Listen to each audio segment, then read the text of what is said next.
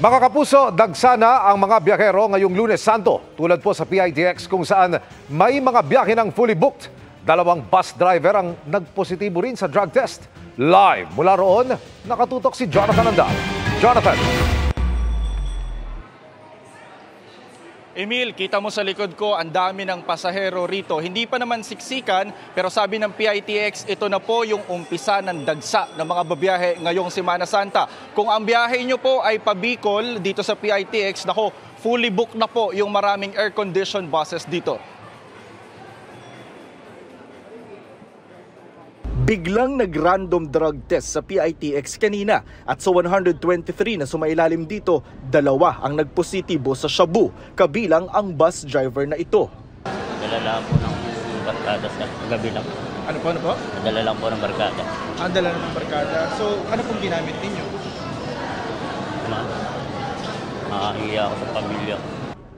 Ayon sa PITX, parehong biyaheng Cavite ang bus na minamaneho ng 2 nagpositibo sa droga. Kinumpes ka agad ng LTO ang kanilang mga lisensya until lumabas yung confirmatory test nila. If nag-test sila talaga positively sa confirmatory test with DOH, masususpend yung license nila for 1 year and then mag-undergo sila ng rehabilitation. Nagsimula ng dumagsa ang mga pasahero rito. Fully booked na nga hanggang sa Huwebes ang ilang air-conditioned bus na pabicol. Minsan magbibigay ng extra pass para makakuha yung mga walk-in. Tulad ngayon, meron po kami extra bus ngayon. Yung mga extra buses para sa 27. Kasi uwi na talaga yung 27 Wala kami siguradong extra buses para bukas dito sa PITX. Pero kung ordinary bus, marami pang bakante pa Bicol. Kaya napilitan kaming kumuha ng ordinary bus. Tanong sa mga opisyal na nag-inspeksyon kanina, paano kung matraffic ang mga bus papunta sa PITX tulad noong Desyembre? Alam namin na magkakaroon ng ganyang problema, no? Kaya ang ginawa ng LTFRB ay nagbigay kami ng additional na special permit. Pwede na ring dumaan sa EDSA ang mga provincial bus sa piling oras hanggang bukas at 24 oras mula Miyerkules Santo hanggang Pasko ng Pagkabuhay.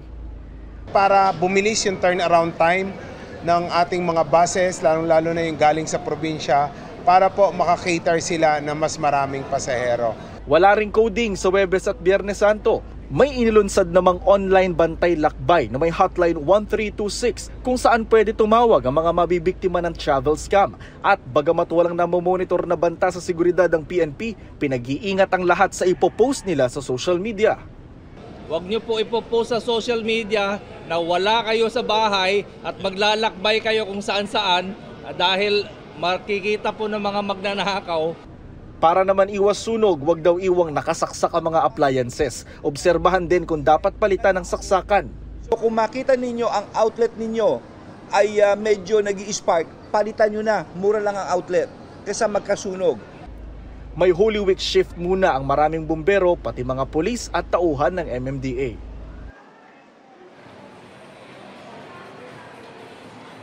Emil, alas 6 pa lang ng gabi pero lagpas 100,000 na yung bilang ng mga pasahero rito sa PITX. At sa Miyerkules Santo at sa Huwebes Santo, posible raw sumampa sa 150,000 yung mga pasahero rito. Sa ngayon po, may mga nakakumpiska na sa entrance dito ng mga cutter tsaka butane gas. Emil?